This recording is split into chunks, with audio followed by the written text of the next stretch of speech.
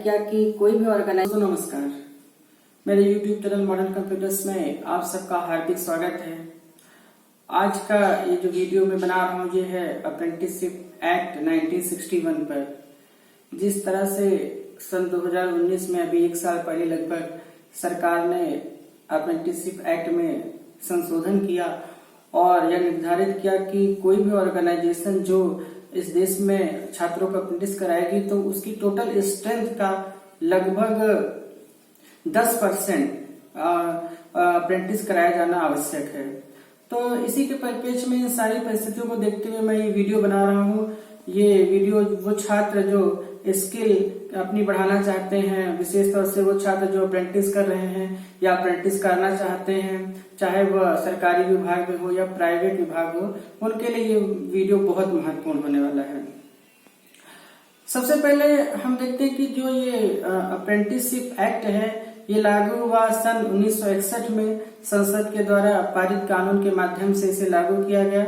इसी कारण से इसे अप्रेंटिसशिप एक्ट 1961 भी कहते हैं। ये जो अप्रेंटिसशिप एक्ट है ये 3 चैप्टर्स में 3 भागों में विभाजित है, जो कि इसके 3 चैप्टर के नाम से जाने जाते हैं। जो सबसे पहला चैप्टर है अप्रेंटिसशिप एक्ट का, उसमें कई तरह की डेफिनेशन दी गई है, जैसे कि एक अप्रेंटिस क्या होता है, ट्रेनी क्या होता है, एम्प्लॉयर क्या है, एम्प्लॉय क्या है, ऑर्गेनाइजेशन क्या है, अप्रेंटिसशिप एडवाइजर क्या है और बोर्ड क्या है, नैक क्या है, एनसीवीटी क्या है। इस तरह से बहुत सारे ऐसे टर्म जो चैप्टर 2 और चैप्टर 3 में यूज किए गए हैं, उनकी सभी की डिफिनेशन चैप्टर 1 में दी गई है। इसके बाद जो सबसे मेन प्रावधान अप्रेंटिसशिप एक्ट के शुरू होते हैं वो शुरू होते हैं चैप्टर 2 से। जब हम देखेंगे कि चैप्टर 2 का सबसे जो महत्वपूर्ण सेक्शन है सेक्शन 3 का सब सेक्शन 1 कहता है कि जो छात्र अप्रेंटिस करेंगे उनकी एज क्या होनी चाहिए। तो इसके बारे में उसमें लिखा गया है कि जो मिनिमम एज है वो जो छात्र अप्रेंटिस करना चाहते हैं उनके लिए 14 साल होनी चाहिए। लेकिन कुछ ऐसे ऑर्गेनाइजेशन जो छात्रों के जीवन के लिए प्रतिकूल नहीं है और उनके जीवन पर बुरा असर पड़ सकता है, ऐसी ऑर्गेनाइजेशन में मिनिमम एज अप्रेंटिस करने के लिए 18 साल है। इसी तरह सेक्शन 3 का सब सेक्शन 2 फिजिकल फिटनेस के बारे में बताता है कि जो छात्र अप्रेंटिस करना चाहते हैं उस ऑर्गेनाइजेशन के हिसाब से उन्हें फिजिकली फिट होना चाहिए। इसके बाद जो सेक्शन आता है वो है सेक्शन 6, जो कि काफी महत्वपूर्ण है। सेक्शन 6 में ये बताया गया है कि जो छात्र अप्रेंटिस करेंगे वो उनका टाइम पीरियड क्या होगा, कितने टाइम तक वो अप्रेंटिस करेंगे। तो इसमें ये बताया गया है कि अलग अलग ट्रेड वाइज उनका टाइम पीरियड अलग अलग हो सकता है। जैसे जो छात्र 10+ ITI करके अप्रेंटिस करते हैं वो 3 साल के अप्रेंटिस कर सकते हैं।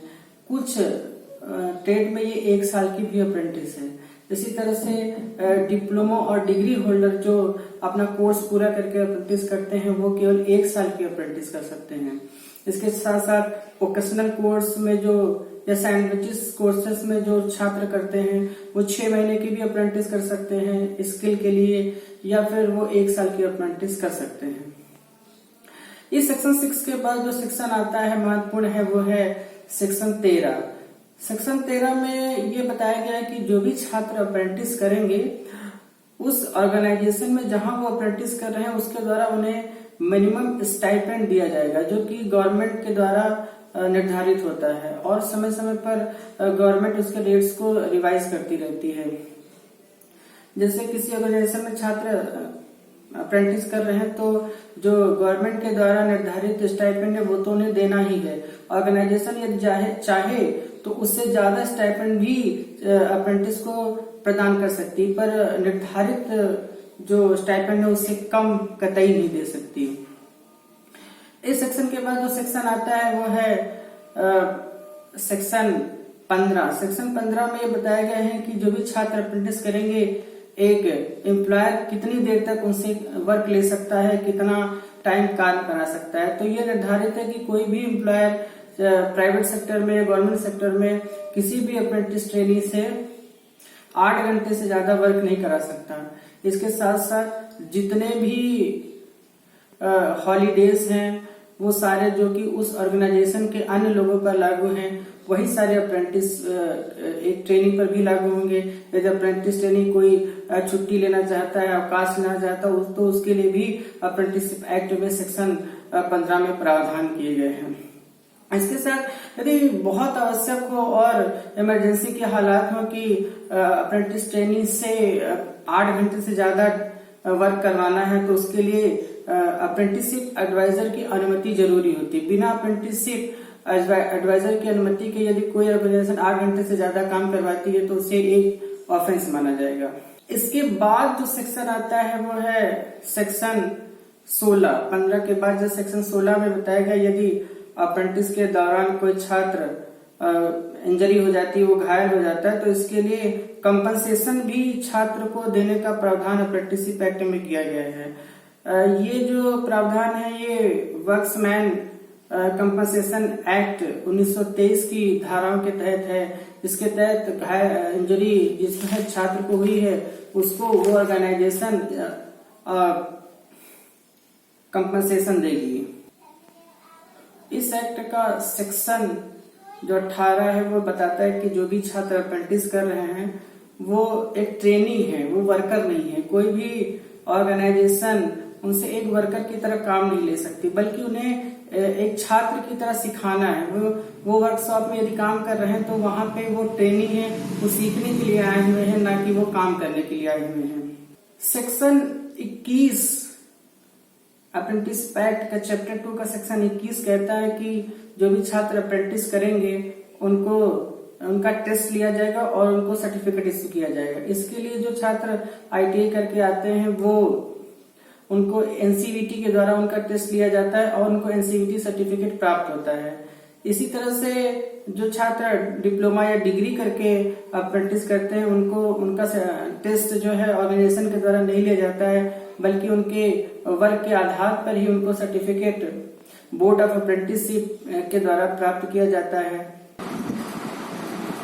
अप्रेंटिसशिप एक्ट का जो प्रावधान इसके बाद आता है वो सेक्शन 22 है।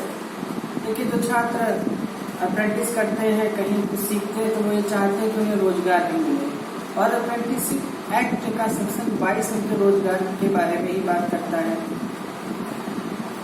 सेक्शन 22 में सन 2014 से पहले जो प्रावधान था वह कुछ ऐसा था कि किसी भी ऑर्गेनाइजेशन जो छात्रों को अप्रेंटिस कराती है उसके लिए ये बाध्यकारी नहीं था कि वो छात्र को रोजगार प्रदान करे। यदि ऑर्गेनाइजेशन चाहे तो वो रोजगार प्रदान कर सकती थी और यदि ना चाहे तो नहीं करती। लेकिन सन 2014 में सेक्शन 22 में संशोधन किया गया और इसमें ये बताया गया कि प्रत्येक जो ऑर्गेनाइजेशन है वो अपने खुद के रूल बनाएगी अप्रेंटिस छात्रों को रोजगार देने के लिए। अब ये पूरी तरह से निर्भर हो गया उस ऑर्गेनाइजेशन पर जहां से छात्र अप्रेंटिस कर रहे हैं कि वो छात्रों को रोजगार देती है या नहीं देती है, और यदि देती है तो वो कैसा रोजगार देती है, कितने % छात्रों को देती है। और ये जो अप्रेंटिसशिप एक्ट का सेक्शन 22 में सन 2014 में परिवर्तन किया गया, इसके बाद कई सारी ऑर्गेनाइजेशन ने जो सरकारी क्षेत्र में भी थी उन्होंने इस पर प्रावधान अपने बनाए और छात्रों को रोजगार दिया। लेकिन इसमें जो सबसे महत्वपूर्ण सरकारी क्षेत्र की ऑर्गेनाइजेशन है, जो रेलवे है, उन्होंने एक रूल बनाया जो कि 21 जून सन 2016 को उन्होंने लागू किया, जिसमें कि अपने वहाँ छात्र जो भी छात्र उनके वहाँ अप्रेंटिस करते हैं उनको 20% का रिजर्वेशन दे दिया। रेलवे द्वारा दिए गए रिजर्वेशन अप्रेंटिस करने वालों के लिए कोई फायदेमंद साबित नहीं हुआ, बल्कि इस रिजर्वेशन ने रेलवे से अप्रेंटिस करने वाले छात्रों को और भी नुकसान पहुंचाया। ऐसे छात्रों का ये मानना है कि इस रिजर्वेशन सन 2016 के 21 जून को रिजर्वेशन दिया गया, इससे पहले उन्हें रेलवे में लगभग 100% सर्विस मिल जाती थी, पर ऐसा प्रावधान आ जाने के बाद उन्हें सर्विस मिलने में काफी दिक्कतें हो रही हैं। देखिए, ये छात्रों का रेलवे के जो अप्रेंटिस छात्रों का ये मुद्दा बहुत गंभीर है और इस पर मैंने जो डिसाइड किया है वो ये कि इस पर एक डिटेल वीडियो इस वीडियो के बाद बनाऊंगा, क्योंकि यहाँ पर इस पर चर्चा करना से वीडियो बहुत ज्यादा लंबा हो जाएगा। तो अगर आप रेलवे से अप्रेंटिस कर रहे हैं या कर चुके हैं तो आप मेरे चैनल को सब्सक्राइब करें, ताकि इसके बाद जो वीडियो 20% रिजर्वेशन पर मैं बनाने वाला हूँ वो आप तक पहुँच सके। बहरहाल वर्तमान समय में जो सरकार द्वारा सेक्शन 22 का निर्धारण है वो ऐसा ही है कि हर ऑर्गेनाइजेशन, चाहे प्राइवेट सेक्टर की हो चाहे गवर्नमेंट सेक्टर की हो, उसे खुद के अपने नियम बनाने हैं अप्रेंटिस करने वाले छात्रों को नौकरी देने के लिए। इसके बाद के जो प्रावधान है वो चैप्टर 3 में कई सारे प्रावधान किए गए हैं जो विशेषकर छात्रों और ऑर्गेनाइजेशन से संबंधित उतना प्रभाव नहीं डालते, पर कुछ विशेष सेक्शन के बारे में जानकारी यदि हो तो अच्छा रहेगा। इसमें जो सबसे पहला आता है सेक्शन चैप्टर 3 का सेक्शन जो है वो है सेक्शन 23 में ये बताया गया है कि बहुत सारी अथॉरिटीज इसके लिए बनाई गई है, जैसे स्टेट काउंसिल है, नेशनल अप्रेंटिसशिप काउंसिल है, और इस तरह की जो ऑर्गेनाइजेशन है छात्रों को एक विशेष सहायता प्रदान करने के लिए बनाई गई है और इन ऑर्गेनाइजेशन का प्रावधान सेक्शन 23 में किया गया है। इसके बाद जो एक और सेक्शन काफी महत्वपूर्ण है चैप्टर 3 का है वो सेक्शन 30 है। सेक्शन 30 में जो कि पेनाल्टी के बारे में बताया गया कि यदि कोई छात्र कुछ ऐसा कार्य करता है जो कि ऑर्गेनाइजेशन के लिए अच्छा नहीं है तो उस छात्र पर पेनल्टी भी लगाई जा सकती है। जैसे कि जो भी रूल्स रेगुलेशन जहाँ पे वो छात्र अप्रेंटिस कर रहा है वहाँ की फॉलो नहीं करता है तो उस पर पेनल्टी ऑर्गेनाइजेशन के द्वारा लगाई जा सकती है। इसी तरह से ऑर्गेनाइजेशन के लिए भी प्रावधान किया गया है कि ऑर्गेनाइजेशन छात्रों को अच्छा एनवायरनमेंट नहीं प्रोवाइड करती है या ऐसी फैसिलिटी करती है या ऐसे छात्रों को भर्ती करती है जो उसके लिए अप्रेंटिस करने के लिए एप्लीकेबल नहीं है, तो उनके ऊपर भी पेनल्टी लगाई जा सकती है। इसके बाद चैप्टर 3 का जो सेक्शन आता है वो 37 है, जो कि महत्वपूर्ण 37 सेक्शन ये कहता है कि जो अप्रेंटिसशिप एक्ट है इसमें जब जब सरकार को ऐसी आवश्यकता लगे कि इसमें बदलाव करने की आवश्यकता है तो सेंट्रल गवर्नमेंट को अथॉरिटी दी गई है कि वो इस एक्ट में बदलाव कर सकते हैं। लेकिन इसके लिए भी आवश्यक है वो कि सेंट्रल गवर्नमेंट अप्रेंटिसशिप एडवाइजर की सलाह के आधार पर ही ऐसा कर सकते हैं। तो सेक्शन 37 सेंट्रल गवर्नमेंट को अप्रेंटिसशिप एक्ट में बदलाव करने का प्रावधान करता है।